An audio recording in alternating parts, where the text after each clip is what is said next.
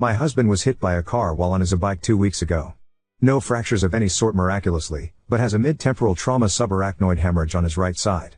He is supremely lucky to be alive, and his 2-day stint in the ICU was filled with onlookers of the man who was crushed in a car but only suffered a minor laceration and brain bleed. This man is very anti-hospital and finicky and insists he's fine, but his mother and I disagree because he has permanent optical nerve damage due to an extremely rare brain aneurysm. It wasn't an aneurysm, I just don't know what to call it because it doesn't have a name yet, he had as a child. The doctors said that puts him at even higher risk than if he were normal. I think he should go back to the ER to get another scan and suck it the frick up, and these symptoms are why. He is still having high blood pressure spikes, his average has been 160/100ths, highest spike while sitting was 210/150, heart rate averaged around 60 but he had sinus bradycardia when he was released with a max dip of 39 times 3 hours before he left, possibly due to a med they gave him currently not on the list for some reason. Ever since stopping the weak prescription of Keppra his headache has now turned into an additional severe toothache that makes his brain feel wiggly. The headache that originally was in the middle right of his brain where the bleed is, has been traveling around, specifically the back section of his brain. He has been sleeping abnormally long, usually it's 4 hours a day, but he's been sleeping 10 to 14 hours a day some days. His sense of taste has been funky, and some foods are disgusting to him now even though he loved them. Concerning the toothache, it keeps switching from his tooth to his brain, and it's so bad he's been breaking the rules and taking 1,200 milligrams of Tylenol every 6 hours rather than the capped amount of 650 milligrams, and he says it doesn't help at all. He's also been hammering Oragel into his teeth, literally saying it's not helping but it helps. Cognitively he's okay, a bit slower than normal but that's kind of to be expected with a head injury. No tingles or numbness, passes all sensory tests and reflex tests. His wrist is starting to hurt, he crushed the back of the car with it so I suspect it's got a buccal fracture at least, I had one as a kid / The main worrying thing is the back of head headache that won't go away, and the fact that he's still getting very dizzy in weird situations. Against my judgment, he hopped onto my bike last week to make sure he can still mentally deal with biking, and he surprisingly has been very good on it, and only has an issue once he stops. He gets super dizzy when staying still and is perfectly fine when moving. When he took a shower last night, he wasn't dizzy at all but became very dizzy as soon as the water was shut off and he stopped moving. The ICU said the dizziness should have gone away after roughly a week but this is week 2 and it's not getting any better. Am I wrong for wanting to force him to go back and at least get looked at? In our area, the nearest time to see a basic PCP is a 3-month wait, and my neurologist, only outpatient one in our area, has a 6-month waiting list for new patients. Also if we do go, how can he convince them to not give him any IVs? His veins and arms are sensitive and still bruised from his original stay, and he doesn't want them prodding at him just to do a basic CT scan and wrist x-ray.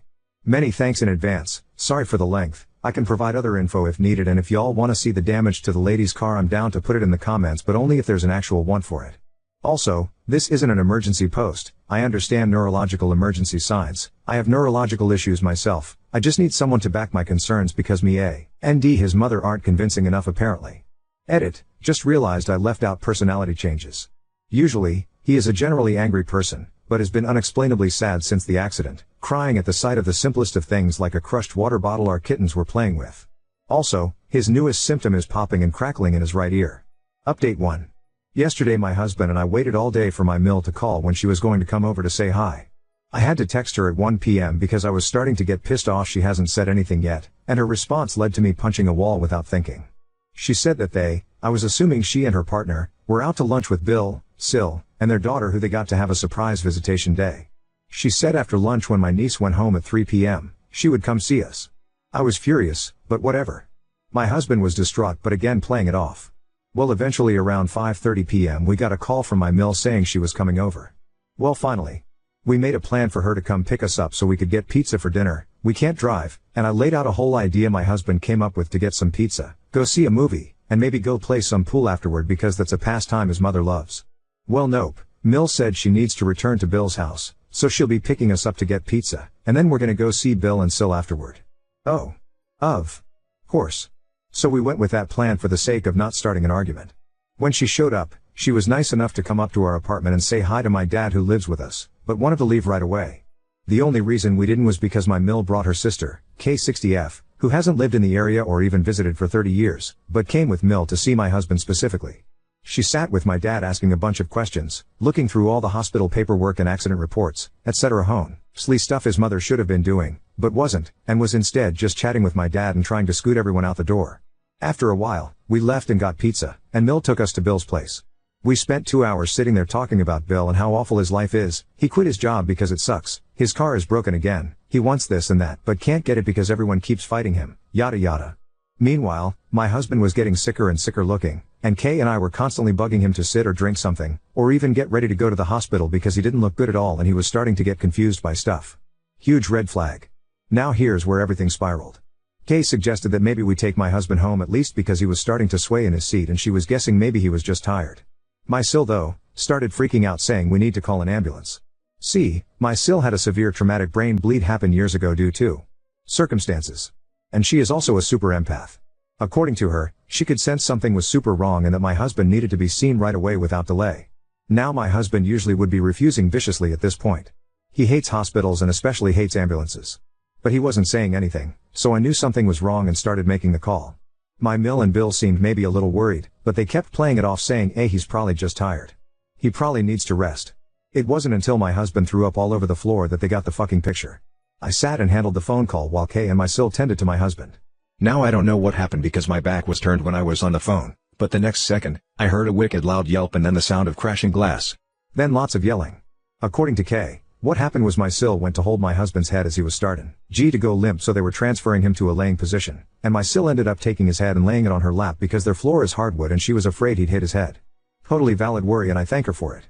My stupid Bill didn't like that though, and without thinking about anyone but himself, grabbed my Sil by the hair, picked her up by it, she's tiny so it's very easy, and threw her into their coffee table. Multiple things happened at once and I can still see it in my mind's eye in slow-mo. First, my husband's head had dropped to the ground, and Kay wasn't close enough to catch him, so he ended up hitting his head. At this point I turned around, and saw Sil in a bloody pile of glass, Mill holding Bill back from trying to attack Sil, while my husband was having a full grand mal seizure on the floor beside them about to get stepped on. Panic doesn't even begin to describe the feeling I had. Even though unfortunately, due to my having epilepsy, I understand and know seizure protocol. I was in a panic noting the time and all that jazz. I didn't even notice the EMTs and police show up. They heard the crash on the phone and assumed to send police as well.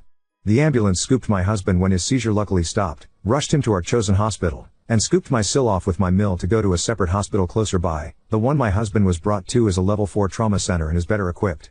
Kay drove behind us in the ambulance because apparently she's acting mother now, which at this point I don't even care about anymore.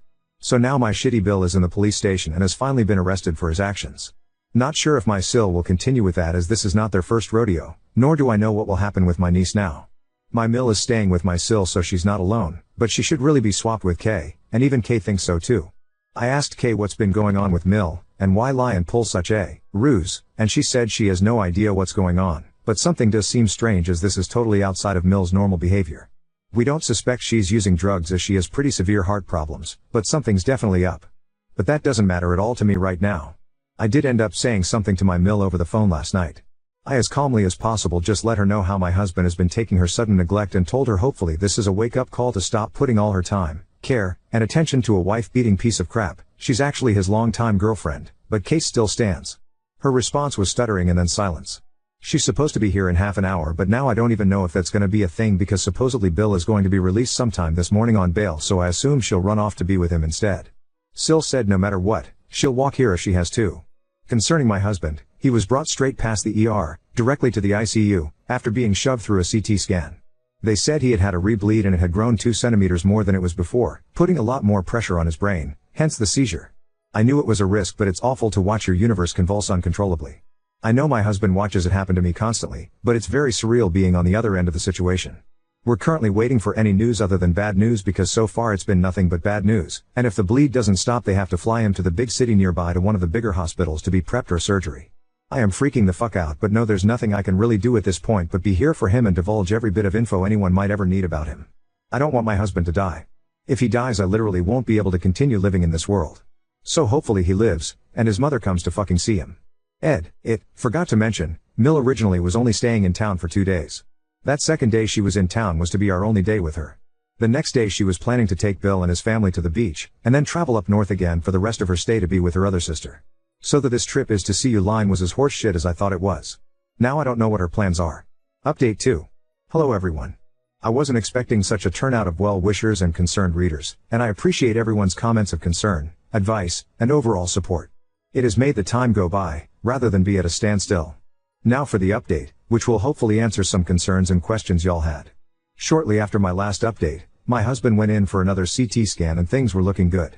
No growth of the bleed whatsoever, so he was on a 6-hour watch until his next CT to see if he could be labeled stable again. He made it 2 hours before having another grand mal seizure, luckily only lasting 2 minutes total. They weren't sure whether to give another CT right away due to a possible cluster, so after an hour or so he went off for another CT.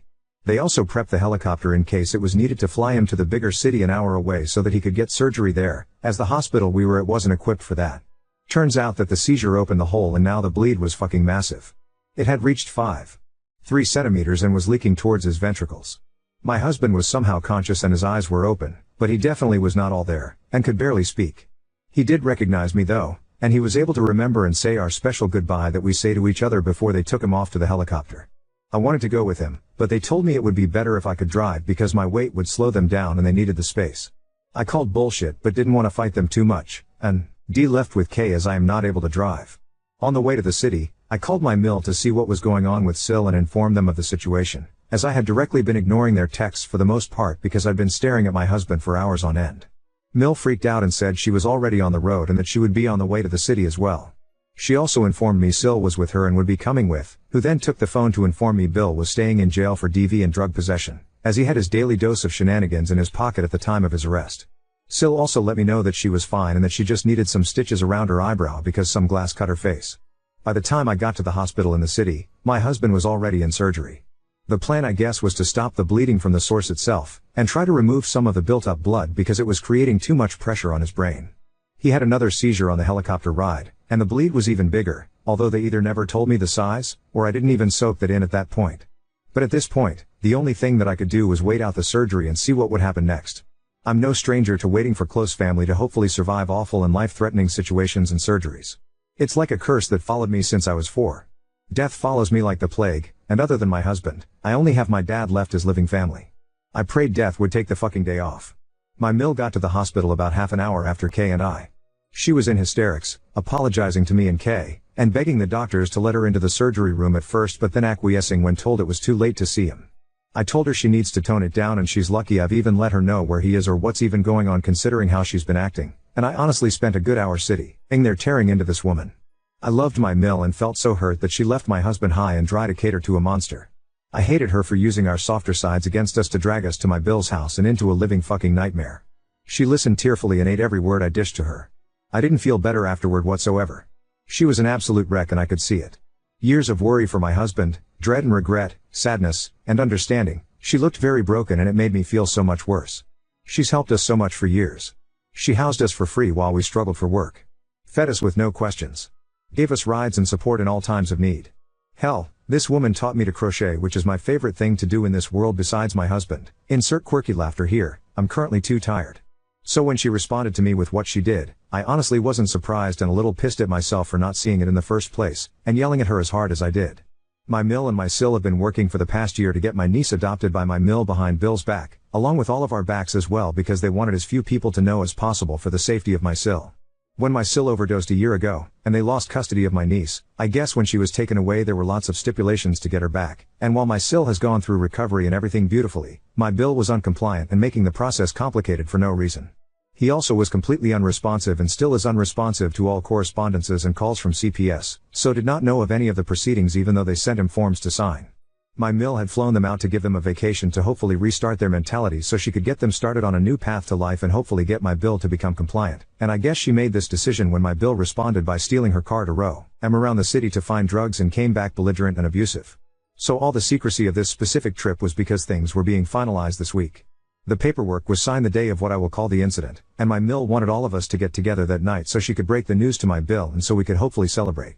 She feels horrible for what happened, and even somehow feels bad that my Bill still doesn't know yet because he has the right to since he's her father. I want to be there when he's told and his brain implodes honestly. I'd die of laughter in the parking lot. I asked her why she bothered and why not report Bill sooner since she knew what was going on, and she responded that she didn't want to mess up the adoption. I told her that was extremely irresponsible and that Sil was at such a high risk, but Sil assured me that she wouldn't have had it any other way and that things worked out perfectly. Well, other than my husband. She didn't mean that maliciously, she meant it factually. Nobody planned for my husband to decline so badly all of a sudden, which led to my Sil to go into helper mode which made my Bill jealous. According to Sil he suspects she's cheating with my husband, which led to all of the events that unfolded until now so far. After all their explanations, I honestly was just numb. Didn't know what to feel or think. I still kind of don't. I'm horrendously angry at both of them, and they both admitted that it doesn't excuse their fault in this, nor is my Mill absolved from her crimes of abandoning her son in his time of need, and they've been saints since to repent, but I don't even know if I can be mad at them anymore. I know that they needed to dance around my bill, so that's understandable. I just wish they let us know. They didn't, because we are usually naturally LC, so they didn't see the point in saying anything. Bad excuse, and now my husband gets to suffer for their incompetence. I told my Mill and Sil, they're lucky I don't press charges against them, and they agreed that's fair and that they deserve whatever crap comes their way. 8 hours after going in, my husband came out of surgery alive, thank fuck.